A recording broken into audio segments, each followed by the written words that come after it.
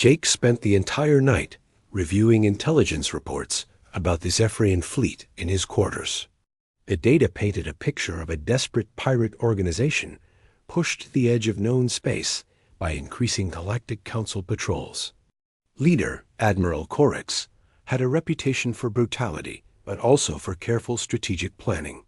The timing of their movement toward Valdarian space seemed calculated to coincide with the recent diplomatic tensions caused by Queen Zarathia's rejected suitor's dot. When morning came, Jake requested an immediate audience with the Queen. He found her in the war room, standing before a holographic display that showed the positions of both fleets. Her silver hair was pulled back in a warrior's knot, and she wore the black and silver armor of a Valdarian battle commander. General Kex and several other military advisors surrounded the display, discussing attack formations and weapon deployments. "Captain Morrison," Zarathia said without looking away from the tactical display, "have you found some weakness in our battle? Plans that we have missed?" "Actually, Your Majesty, I think there might be an opportunity here that could benefit both our peoples," Jake said carefully. "May I share what I discovered in the intelligence reports?" General Kex made a sound of disgust. "The time for talk has passed, human. The Zephyrian fleet will reach our colonies in 18 hours. Which is exactly why this might work," Jake replied. He moved to the holographic display and pointed to several data points. "Admiral Corix is not just raiding for profit. His people are starving. The Galactic Council's new patrol routes have cut off their access to traditional trading partners, and their home worlds can no longer support their population. So they turn to piracy and slavery," said one of the military advisors. "All the more reason to destroy them completely." "Or," Jake said, "we could offer them something they need more than stolen resources. The Valdarian Empire has mining rights on 17 uninhabited worlds in this sector. Some of those worlds have resources that the Zephyrians could harvest legally in exchange for providing security services for Valdarian merchant ships." The war room fell silent. Zarathia turned to look at Jake directly for the first time since he had entered. "You suggest we negotiate with pirates and raiders?" "I suggest we turn them into allies," Jake said. "The Zephyrians are excellent pilots, and their ships are fast. Instead of fighting a costly battle that will damage both fleets, we could gain a mobile defense force that knows this region of space better than anyone." "And if they betray us once, they have legal access to our territory?" General Kex demanded. "Then we destroy them with the combined forces of both our fleets, instead of just our own," Jake replied. "But I don't think they will betray us if we give them a real chance to survive and prosper legally." Queen Zarathia studied the tactical display for several long minutes. Her advisors waited in tense silence, clearly expecting her to reject Jake's suggestion and proceed with the planned military response. Finally, she spoke. "General Kex, delay the fleet departure by 6 hours. Captain Morrison, you will accompany me to a meeting with Admiral Corix aboard a neutral vessel." "My queen, this is madness," General Kex protested. "You cannot put yourself at risk by meeting with these criminals. I have ruled this empire for 2 centuries by taking calculated risks," Zarathia replied firmly. "This negotiation will be conducted under formal truce protocols with both fleets standing by. If Admiral Corix proves treacherous, we will have lost only a few hours and gained valuable intelligence about their capabilities." 3 hours later, Jake found himself aboard a small diplomatic shuttle heading toward the designated meeting coordinates between the 2 fleets. Queen Zarathia sat across from him, still wearing her battle armor, but with her weapons secured, as required by truce protocols. She had been quiet during the journey, and Jake could see the tension in her shoulders. "Are you having second thoughts about this approach?" he asked gently. "I am wondering if I have allowed your human perspective to cloud my judgment," she replied. "The Valdarian way has always been to meet strength with strength. Negotiating with raiders could be seen as weakness by our enemies. Or it could be seen as confidence, Jake suggested. Only someone truly secure in their power can afford to show mercy to defeated enemies. Zerathia looked at him with surprise. They are not defeated yet, but they will be if this negotiation fails. Jake pointed out, Admiral Corax knows that as well as we do. His willingness to meet under truce shows that he understands his position. The meeting took place aboard a small merchant vessel that had been cleared of its crew and cargo. Admiral Corax proved to be a tall, thin being with pale blue skin and silver eyes that seemed to miss nothing. He wore the practical clothing of a spacer rather than military dress, and his manner was direct and businesslike. Queen Zerathia, he said with a respectful nod, I admit I did not expect you to seek negotiation. Captain Morrison convinced me that there might be alternatives to unnecessary bloodshed, the Queen replied. Tell me, Admiral, what do your people truly need to survive? What followed was the most unusual diplomatic negotiation Jake had ever witnessed. Queen Zerathia proved to be as skilled at reading people as she was at combat, quickly identifying which of Admiral Corax's demands were genuine needs and which were ambitious bargaining positions. The Zephyrian leader, in turn, showed a practical intelligence that made Jake understand how he had kept his people alive in such desperate circumstances. Within 2 hours, they had reached an agreement. The Zephyrians would be granted mining rights on 3 uninhabited worlds in exchange for providing escort services for Valdarian merchant convoys. They would also be allowed to establish a permanent base on one of the worlds, giving them the stable home they had been seeking for decades. This is acceptable, Admiral Corax said finally. My people will honor this agreement as long as yours do. The Valdarian Empire keeps its word, Queen Zerathia replied formally. As they returned to their respective fleets, Jake noticed that Zerathia seemed different somehow. She was quieter than usual, almost thoughtful in a way he had not seen before. You handled that negotiation brilliantly, he said. Admiral Corax never had a chance to gain the upper hand. You realize what we accomplished today? She asked. We prevented a war and gained allies instead of enemies, Jake replied. We worked together, Zerathia said quietly. Your idea, my execution, our combined success. I have never had a partner in such matters before.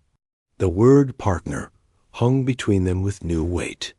Jake realized that something fundamental had shifted in their relationship during the negotiations. For the first time, Queen Zerathia had trusted someone else's judgment in a matter of life and death for her people. That evening, they met in the Queen's private study to review the formal treaty documents. As they worked together to finalize the details, Jake noticed Zerathia favoring her left arm. During their review of ship manifests, he saw her wince slightly when reaching for a data pad. Your Majesty, are you injured? He asked with concern. It is nothing, she replied, though her movement remained stiff.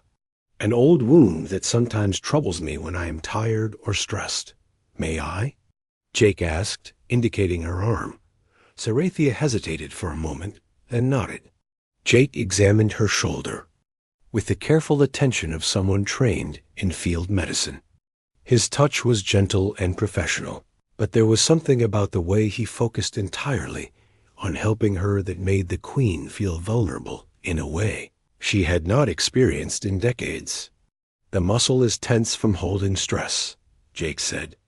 Softly, this will help. He began working on the tight muscles with practiced skill, and Zerathia felt the pain ease for the first time in days. Where did you learn such techniques? She asked. Medical training is required for all diplomats, Jake explained. We often work in places where professional medical care is not available. As Jake continued working on the injured muscles, Zerathia found herself relaxing in ways she had almost forgotten were possible. For so long, she had carried the weight of her empire alone, never allowing herself to show weakness or accept help from others. Now, for the first time in memory, someone was taking care of her instead of the other way around. "Jake," she said quietly, using his first name for the first time. "Yes? Today, you called me your partner. Did that offend you?" he asked, his hand stilling on her shoulder. "No," she replied, turning to face him. "It frightened me." She met his eyes directly, her usual regal composure cracking slightly. "I have been alone for so very long. I had forgotten what it felt like to have someone I could trust completely." Jake reached up and gently touched her face, his expression full of understanding and something deeper. "You don't have to be alone anymore, Zarathia. Not if you don't want to be." For the first time in 2 centuries, the fierce alien queen who had refused every suitor allowed herself to be truly vulnerable with another being. And in that moment of openness, she realized that Jake Morrison had indeed brought her to her knees, not through conquest or force, but through something far more powerful: genuine love and partnership. Jake's quarters in the diplomatic wing were more luxurious than anything he had ever experienced on Earth. The walls were made of the same living metal as the palace exterior, shifting from deep blue to silver as the day progressed. A large window offered a view of the capital city stretching to the horizon, with its floating platforms and crystal spires gleaming in the purple sunlight of Voldaria Prime. On his 3rd morning as the Queen's guest, Jake was surprised to find General Kex waiting for him in the corridor outside his room. The scarred Valdarian warrior looked uncomfortable, as if he had been ordered to do something he disagreed with. "The Queen commands your presence in the training grounds," Kex said gruffly. "She wishes to observe your physical capabilities." Jake followed the general through corridors lined with portraits of ancient Valdarian rulers and battle scenes. The training grounds were enormous, with weapons racks containing blades and energy weapons from dozens of different worlds. In the center of the space, Queen Zarathia waited wearing simple combat clothing instead of her ceremonial robes.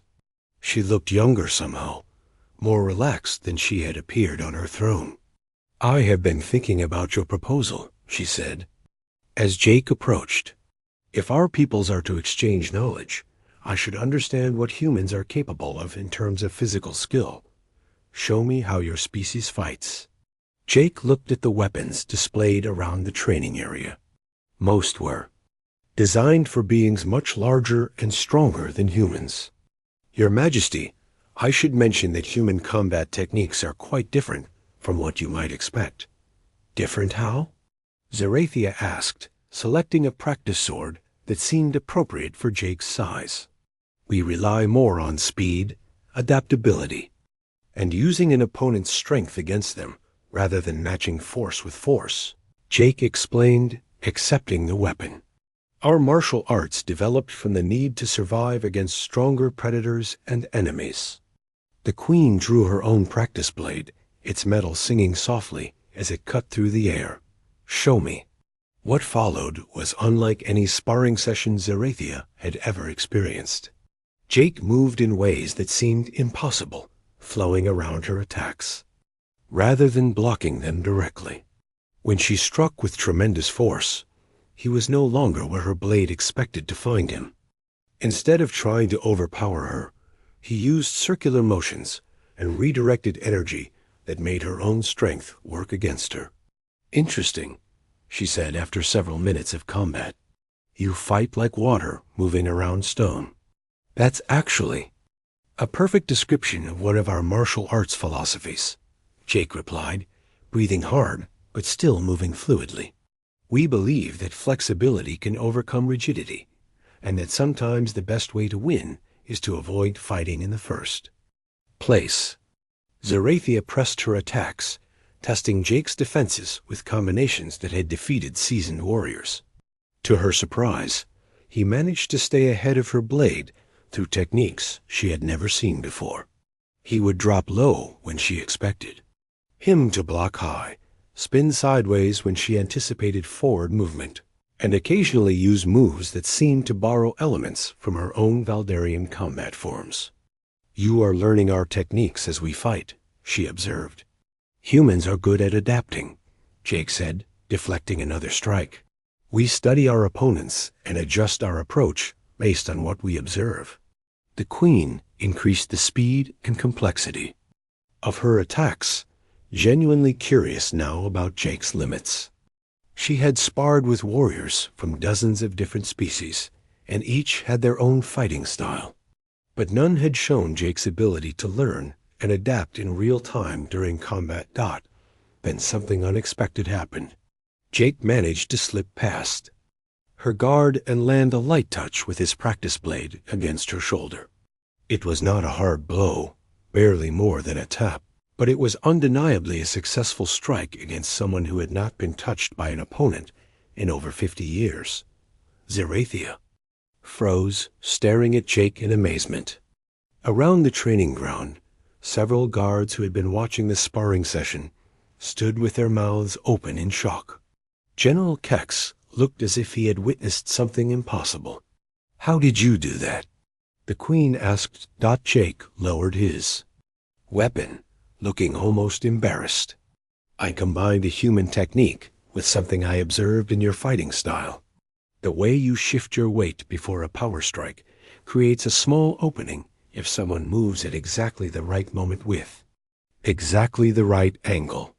You analyzed my combat patterns while fighting me and developed a counter technique in the span of minutes." "Humans are very good at pattern recognition," Jake said modestly.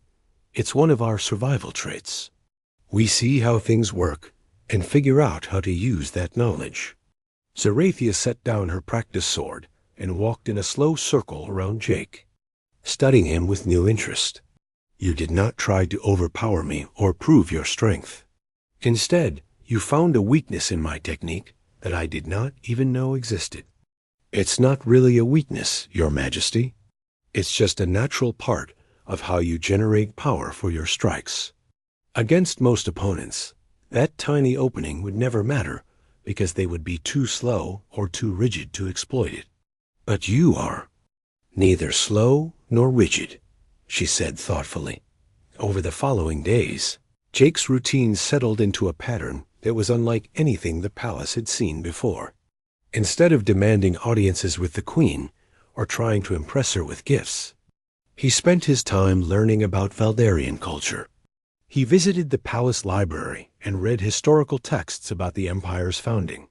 He observed court proceedings and asked thoughtful questions about Valdarian law and governance.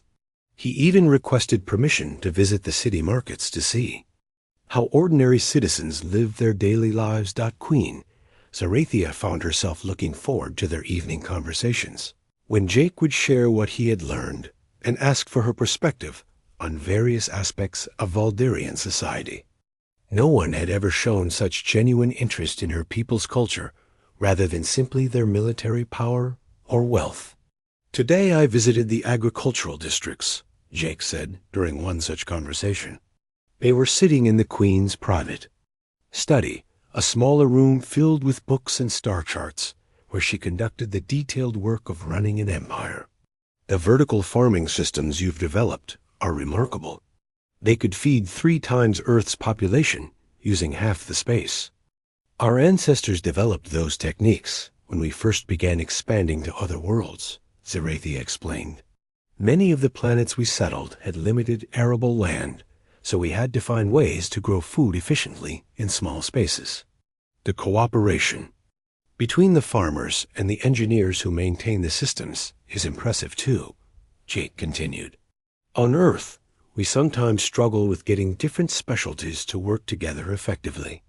Zerathia poured herself a glass of Valdarian wine, a deep purple liquid that sparkled slightly in the light. Cooperation was a necessity for survival. When you are establishing colonies on hostile worlds, personal conflicts become deadly luxuries. "Is that how you learn to balance strength with practical governance?" Jake asked. "By understanding that survival requires both individual capability and group coordination?" The question caught Zerathia off guard. Most people saw only her role as a warrior queen and never considered the complex decisions required to maintain an empire spanning 12 star systems. Jake seemed to understand instinctively that military strength alone could not hold such a vast territory together. "You see things that others miss," she said carefully. "I'm trained to look for the underlying structures that make societies work," Jake replied. "Military power protects a civilization, but good governance and sound economics sustain it over time. The Valdarian Empire has lasted for 1,000 years because you've mastered both aspects." Their conversation was interrupted by General Kex entering the study with obvious urgency. "My queen, we have received a priority transmission from the Usmi. Outer Rim. The Zephyrian fleet is moving toward our territory." Zerathia stood immediately, her relaxed demeanor shifting back to that of a military commander. "What are their numbers?" 47 ships, including 12 heavy cruisers, Kex reported. "They appear to be heading for the mining colonies in the Zerian system." "Assemble the defense fleet," the Queen ordered. "We will meet them at the edge of Zerian space and drive them back." "Your Majesty," Jake said quietly, "may I ask what the Zephyrians want in your territory?" "They are raiders and pirates," Zerathia replied. "They want to strip our mining colonies of their resources and sell our people as slaves. There is nothing to discuss with such beings." Jake nodded thoughtfully. "With your permission, I would like to review the intelligence reports on their fleet movements. Sometimes an outside perspective can reveal options that might not be immediately obvious." General Kex scowled. "This is a military matter, human. It requires strength, not diplomacy." "Perhaps," said Jake, "but it never hurts to understand all available options before committing to battle." Zerathia looked at Jake for a long moment, then made a decision that surprised everyone in the room. "General, provide Captain Morrison with copies of all relevant intelligence reports. I want to hear his assessment before we finalize our response to this threat." Queen Zerathia sat on her throne of black crystal, watching as the human male entered her presence. She had expected someone larger, more imposing, like the other suitors who had come before him. Instead, Jake Morrison appeared almost ordinary by galactic standards. He was average height for a human, with brown hair and steady green eyes that seemed to take in every detail of the throne room without showing fear or awe. "So you are the human who thinks he can succeed where princes and warriors have failed," Zerathia said, her voice echoing through the vast chamber. "Tell me, Jake Morrison of Earth, what makes you believe you are worthy of my time?" Jake stepped forward, but did not kneel as tradition demanded. Instead, he looked directly at her with genuine respect. "Your Majesty, I'm not here to prove my worthiness to you. I'm here because I believe you might find value in what humanity has to offer your empire." The Queen's silver eyebrows rose slightly. In 2 centuries, no suitor had begun their audience with such words. "And what exactly does your weak species have that the mighty Valdarian Empire could possibly need?" "Perhaps the better question is what we might learn from each other," Jake replied calmly. "I've studied your people's history during my journey here. The way you united 12 different star systems through both diplomacy and strength is remarkable. The agricultural innovations you developed to feed billions across different worlds. The way you've maintained peace within your borders for over 300 years. These are achievements that could benefit many civilizations." Zerathia leaned forward slightly. Every other suitor had spent their audience boasting about their own accomplishments or offering her gifts and tributes. This human was praising her achievements instead. "You speak of learning from us, yet you come from a species that has barely mastered space travel. What wisdom could humans possibly offer?" "We've learned to survive through cooperation rather than conquest," Jake said. "When natural disasters struck our homeworld, we didn't fight over the remaining resources. We shared them and worked together. To rebuild. When disease threatened to destroy our population, we shared our knowledge freely instead of keeping cures secret for profit. Our strength comes not from individual power, but from our ability to adapt and support each other. General Kex, standing beside the throne, snorted with disdain. Cooperation is the refuge of the weak. The strong take what they need and defend what they have. Jake turned to face the general with interest rather than offense. Respectfully, General, I think both approaches have their place. Your military strength has protected your people and maintained order across vast distances. But cooperation has allowed humanity to solve problems that no single individual could handle alone. Perhaps combining both philosophies could create something even stronger. The Queen studied Jake's face, looking for signs of deception or hidden motives. She had become expert at reading the intentions of those who approached her throne.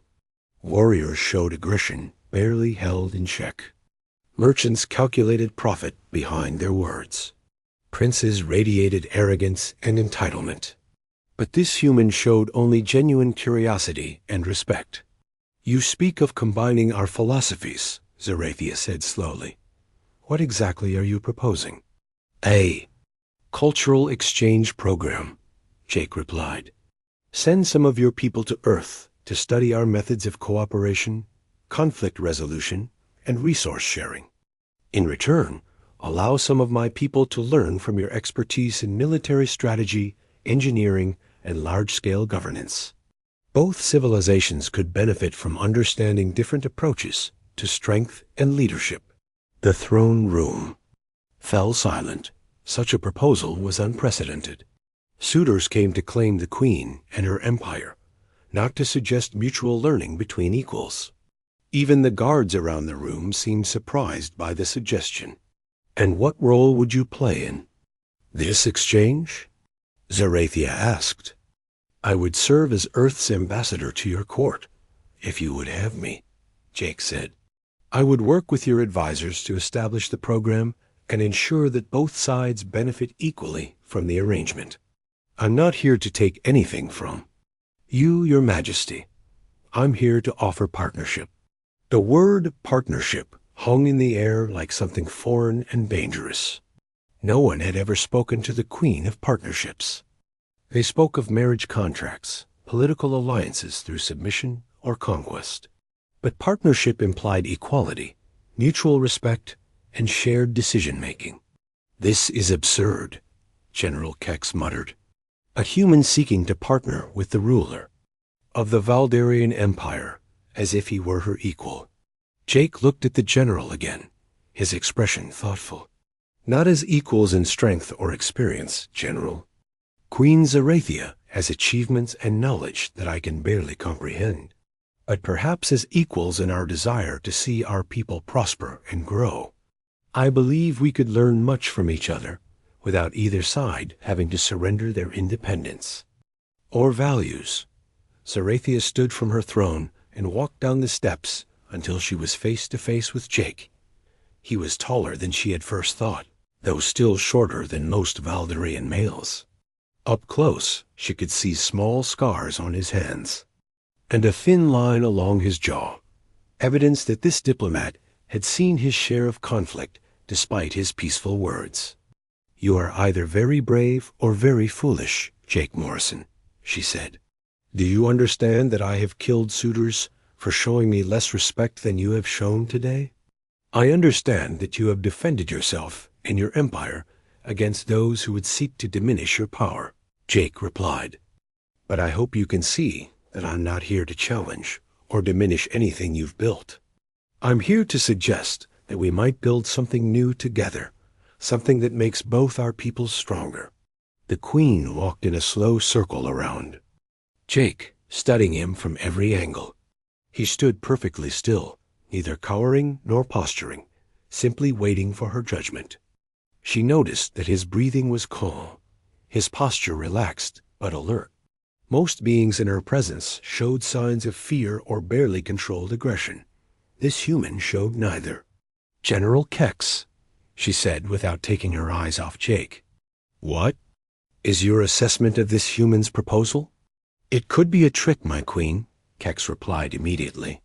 Humans are known for their cunning. Perhaps he seeks to learn our military secrets or find weaknesses in our defenses.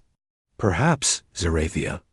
Agreed. Or perhaps he offers something genuinely different from the conquest and submission that others have proposed. She stopped directly in front of Jake again. Tell me, human, what happens if I reject your proposal as I have rejected all others? Then I return to Earth with a greater understanding of your people and your strength, Jake said simply. And I report to the Galactic Council that Queen Zerathia of the Valdarian Empire is exactly as formidable and independent as her reputation suggests. You would not seek revenge? You would not return with weapons or allies to force what you could? Not gain through diplomacy? Jake shook his head. Violence would only prove that I never understood your people or your values in the first place. If you choose to reject my proposal, that is your right as a sovereign ruler. For the first time in decades, Queen Zerathia found herself genuinely uncertain about how to respond to a suitor. Jake Morrison had approached her with respect rather than arrogance, had offered partnership rather than demanding submission, and had praised her achievements rather than trying to diminish them. Most unsettling of all, he seemed genuinely interested in her people and their culture rather than seeing them as prizes to be won. I will consider your proposal, she said finally. You may remain as my guest for 1 month while I evaluate the potential benefits of this cultural exchange. General Kex will arrange quarters for you in the diplomatic wing. Thank you, Your Majesty, Jake said with a respectful bow. I look forward to learning more about your remarkable civilization. As Jake was escorted from the throne room, Zerathia returned to her throne deep in thought. For 2 centuries, she had known exactly how to handle every suitor who approached her. This human had presented her with something entirely new, and she was not certain whether that made him the most dangerous visitor she had ever received, or potentially the most valuable. The great throne room of Valdaria Prime echoed with the sound of metal striking metal as Queen Zerathia's blade met Prince Vex's weapon for the final time. The Crimson Nebula Prince stumbled backward, his ornate armor cracked and smoking from the force of her blow. Blood trickled from a cut above his left eye as he dropped to one knee, gasping for breath in the thin atmosphere that felt natural only to Valdarians. You have failed like all the others, Zerathia said, her voice carrying the authority of someone who had ruled 12 star systems for over 2 centuries. She stood above him, her midnight blue skin gleaming with a thin layer of sweat, her silver hair flowing like liquid mercury down her shoulders. The ceremonial combat armor she wore bore not a single scratch. Leave my world and never return. Prince Vex raised his head, his 4 eyes burning with humiliation and rage. This is not over, Queen Zerathia. No female should wield such power alone. You need a strong mate to guide your empire. The queen's laugh was sharp and cold. I need no one to guide what I have built with my own hands. Guards, escort this failure to his ship. 6 Valdurian warriors stepped forward, their movements precise and threatening. Prince Vex climbed to his feet, his pride wounded more than his body. He had come here with gifts worth the value of 3 planets, brought a fleet of warships to demonstrate his power and challenge the queen to single combat as tradition demanded. Like the 47 suitors before him over the past 50 years, he was leaving empty-handed and defeated. As the throne room emptied, General Kex approached the queen. His scarred face showed concern as he watched the prince's ship disappear into the purple sky of Valdaria Prime. My queen, the Galactic Council grows restless. They say your refusal to take a mate threatens the stability of this entire sector. Zerathia wiped her blade clean and sheathed it at her side. Let them worry. The Valdarian Empire stands strong without their approval or their politics. We have survived and conquered for 1,000 years without bowing to their wishes. But the trade agreements, the military alliances, General Kex began, are built on fear and respect for our strength, not on some foolish marriage contract, the Queen interrupted. She walked to the massive window that looked out over her capital city. Below, millions of Valdarians went about their daily lives. In the gleaming towers and floating platforms that stretched to the horizon. I will not tie myself to some weak prince who thinks claiming me will give him power over what my ancestors died to build.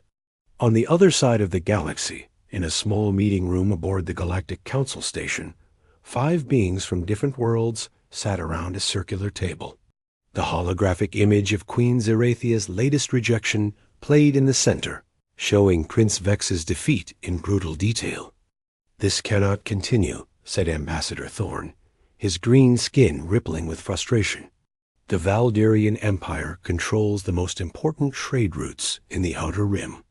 Every rejected suitor becomes a potential enemy, and their military strength grows more dangerous with each passing year.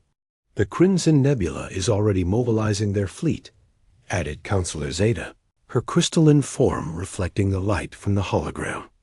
"Prince Vex has convinced his father that the Queen insulted their entire species. We could have a war within the month." The oldest member of the council, Administrator Cole, stroked his long white beard. "We have tried sending warriors, princes, and wealthy merchants. All have failed. Perhaps we need a different approach. What do you suggest?" asked Ambassador Thorn. "We send someone who will not try to conquer her," Cole replied. "Someone who might actually succeed where force and wealth have failed." "Who could possibly succeed where so many have failed?" Counselor Zeta's voice chimed like broken glass. Administrator Cole smiled. "A human." The other council members looked at each other with surprise and doubt. Humans were still relatively new to the Galactic Council, having achieved faster-than-light travel only 200 years ago. They were considered physically weak compared to most spacefaring races, though. Their diplomatic skills had earned them respect in recent decades. Specifically, Captain Jake Morrison, Cole continued. He successfully negotiated peace between the Helix War's combatants when everyone thought it was impossible. He has a gift for seeing solutions that others miss. A human male approaching. Queen Zerathia? Ambassador Thorn shook his head. She will kill him before he finishes introducing himself. Maybe, said Cole. But if anyone can find a way to reach her, it would be someone who thinks completely differently than every suitor she has faced. 3 days later, Captain Jake Morrison stood on the bridge of his small diplomatic vessel, the U's Harmony, watching Valdaria Prime grow larger on the main screen. The planet was beautiful in a deadly way, with its purple atmosphere, silver oceans, and massive floating cities that defied gravity through technology that still puzzled human scientists. Captain, we're receiving a transmission from the planetary defense grid, said Lieutenant Amy Carter, his communications officer. They're demanding to know our business. Jake straightened his simple blue diplomatic uniform. Unlike the elaborate robes and armor worn by previous suitors, he had chosen to dress modestly. Tell them that Captain Jake Morrison of Earth requests an audience with Queen Zerathia to discuss matters of mutual benefit to our peoples. Sir, are you sure about this? Asked Dr. Ben Walsh, the mission's cultural advisor. The briefing files show that 47 suitors have tried and failed. Most barely survived the experience. Jake smiled. That's exactly why this might work. Ben, everyone who has approached her has tried the same thing. Maybe it's time for something completely different. The ship shuddered slightly as it entered Valdaria Prime's atmosphere. Jake could see the massive capital city spreading out below them, a testament to Valdarian engineering and power. Somewhere in the tallest spire, Queen Zerathia waited on her throne, probably already planning how she would defeat and humiliate another would-be suitor "Landing coordinates received, Captain," reported Lieutenant Carter. "We're cleared to land at the diplomatic platform." As the Harmony touched down on the crystalline landing pad, Jake could see Valdarian guards surrounding their ship. The warriors were impressive, standing nearly 8 feet tall with their distinctive blue skin and silver hair. Their weapons and armor looked advanced enough to cut through the ship's hull without much effort. "Remember the mission parameters," Jake told his small crew. "We're here to establish cultural exchange, not to conquer or claim anything. Stay with the ship and be ready to leave quickly if needed." Jake stepped out of the airlock and was immediately struck by the planet's unique atmosphere. The air was thinner than Earth normal, and it carried a faint metallic taste that reminded him of lightning. The gravity was slightly heavier, making each step feel more deliberate. A Valdarian officer approached him, her silver eyes studying the human with obvious disdain. "I am Commander Vel. You will follow me to the palace. The Queen has agreed to see you, though I cannot imagine why." "I appreciate her time," Jake replied simply. As they walked through the city streets toward the palace, Jake observed everything with genuine curiosity. The architecture was unlike anything he had seen, with buildings that seemed to grow from the ground like crystalline trees. Valdarian citizens stopped to stare at the human, most with expressions of amusement or contempt. The palace itself was magnificent, rising nearly a mile into the purple sky. Its walls were made of some kind of living metal that shifted color as they approached. Jake realized that he was about to meet one of the most powerful and dangerous beings in the galaxy, someone who had never been defeated in combat and who had rejected every attempt at alliance through marriage. But as they entered the great throne room, Jake felt something unexpected. Not fear or intimidation, but genuine curiosity about the woman who had built and maintained such a vast empire entirely on her own terms. Zara kept her hands on Jake's forehead as her telepathic broadcast continued to spread across Veltar space like ripples in a pond. She poured all of her grief and love into the transmission, showing her people not just Jake's memories, but also her own feelings about everything she had experienced with him. For the first time in her life, she was sharing her true emotions without fear or shame. Commander Kith staggered backward as the full force of the mental broadcast hit him. He had expected to find a runaway criminal hiding with a primitive human. But instead, he was confronted with something that challenged everything he believed about his people's superiority. The dying human's memories showed a kind of strength that Veltar civilization had trained out of its citizens generations ago. The other soldiers in the room were equally affected by what they were experiencing through Zara's telepathic link. They saw Jake's simple life on Earth, where even poor people could dream of better things, and sometimes achieve them through hard work and determination. They felt his genuine care for Zara as a person rather than as a political asset or breeding partner. But most disturbing of all was Jake's final thought as he lay dying.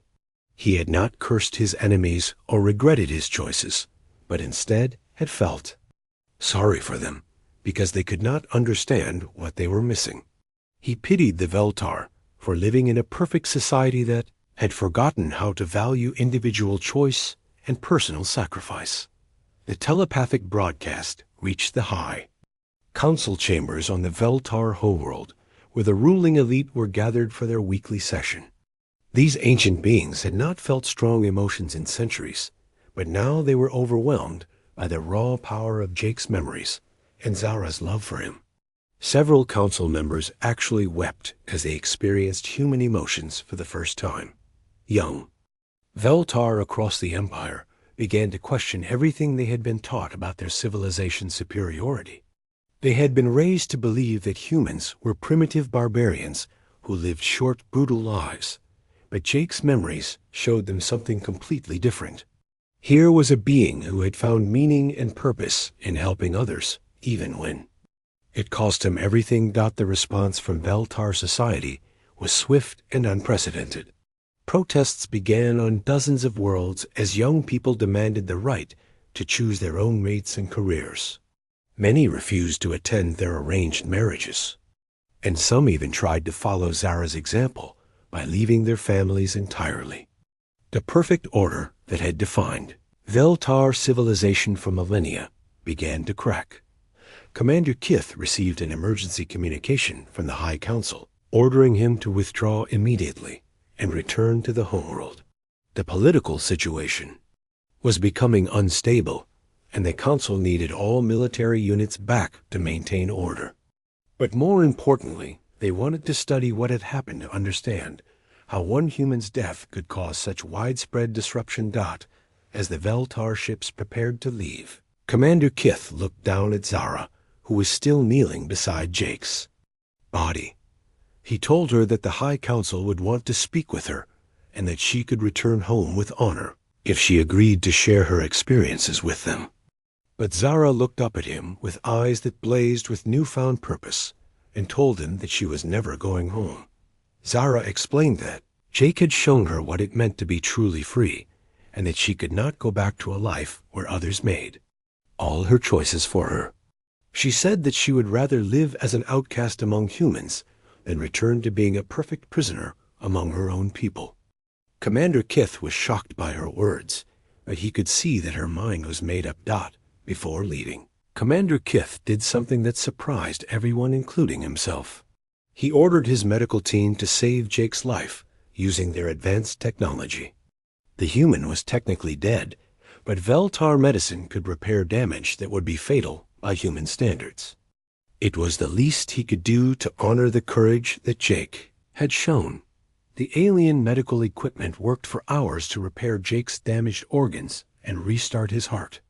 Zara stayed by his side throughout the procedure, holding his hand and willing him to live.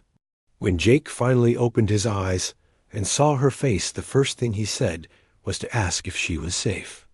Even after dying to protect her, his first concern was still for her welfare. Zara helped Jake recover over the following weeks as they waited for a human ship to find them. During this time, she used her telepathic abilities to create a permanent mental link between them so they could share thoughts and emotions directly. It was the ultimate intimacy that her people reserved only for bonded pairs, but Zara gave it freely to Jake because he had earned her complete trust. Through their mental connection, Jake began to understand the full scope of what Zara had sacrificed. For him, she had given up not just her family and status, but her entire way of life, because she valued their friendship more than anything her advanced civilization could offer. In return, Jake shared with her his simple human values of loyalty, friendship, and the right to choose your own destiny. When the rescue ship finally arrived, it was a small human freight hauler whose captain was amazed to find a living alien in the asteroid belt. Jake vouched for Zara and explained that she was seeking asylum among humans. The captain was skeptical at first, but Zara's obvious devotion to Foe, Jake, and her willingness to help with ship repairs quickly won him over. The journey to human space took several months, and during that time Zara learned more about human culture and values. She was fascinated by the chaotic energy of human society, where people could rise or fall based on their own efforts rather than their birth circumstances. Even the poorest humans had hopes and dreams that her people would consider impossible. Jake taught Zara about human concepts like democracy and individual rights that were completely foreign to Veltar thinking. She was amazed to learn that humans actually chose their own leaders and could remove them if they did a poor job. The idea that common citizens could have a voice in government seemed incredibly radical to someone raised in an absolute monarchy. When they finally reached a human space station, Zara was overwhelmed by the diversity and energy of the place. Humans of all types worked together regardless of their backgrounds or social status. She saw rich and poor people treating each other as equals and watched children playing freely without being trained for predetermined roles. The human authorities were initially suspicious of Zara, but Jake's military record and personal recommendation carried weight with them. They agreed to grant her asylum status while they studied the implications of having a defector from such an advanced alien civilization. Zara was assigned to work with diplomats and scientists who were eager to learn about Veltar technology and culture. But Zara found that what humans really wanted to know was not about weapons or starships, but about the social changes that were happening in Veltar space. Reports were coming in about widespread protests and even some violent uprisings as young Veltar demanded more freedom. Jake's sacrifice had started something that was growing beyond anyone's ability to control Jake. And Zara decided to work together as unofficial ambassadors, helping to build bridges between their two species. They traveled throughout human space, sharing their story and showing that friendship could exist between beings from completely different worlds. Their bond became a symbol of hope for peaceful cooperation between humans and aliens. Years later, when the first official diplomatic contact was made between humans and the reformed Veltar government, Jake and Zara were there to help with the negotiations. The rigid caste system that had defined Veltar society for millennia had been replaced by something that allowed for individual choice and personal freedom. Zara never regretted her decision to stay with Jake and the humans. She had found something. Among them, that her advanced civilization had lost somewhere in its pursuit of perfection. She had found the simple truth that being free to choose your own path was more valuable than any technology or comfort that others could provide.